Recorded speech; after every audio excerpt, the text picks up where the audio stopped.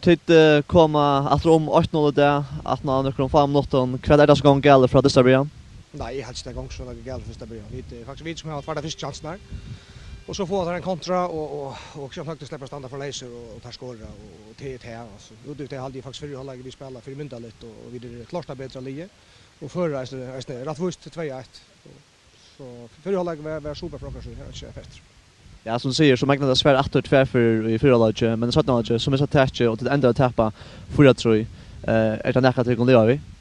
Ja, stövar vi så snarare att vi får in och vill gärna hålla på läslarna och så prova spela kontra där och det rycker faktiskt fint första lötna och vi får kontraboll guys nu. Vi håller den så väck från det stora. Men tar skor på ett hotnarspark och ett beinleis frispark och det var här där skapade chansen att ta i två lötna. Och tar vi det kommer rum som så röna vi då komma upp åter och vi når faktiskt när kom på Jan och vi tar perioden bara inte efter så 5 minuter minuter här igen tar det vi som har ett för chanser och för en av time in så vinner vi. Anche alla joy alla del och jag vet kunde inte bruka annat så istid där och vi får ett trimstion och kanske tog miste vi det. Att nå tappa där kvar är som målsättningar och kanske vinna för resten av kappen nej, jag sätter li här i stad som mycket starkt och spelar upp mot alla bäst linjen i halt här till marginaler som gör att B6 inte ligger högre.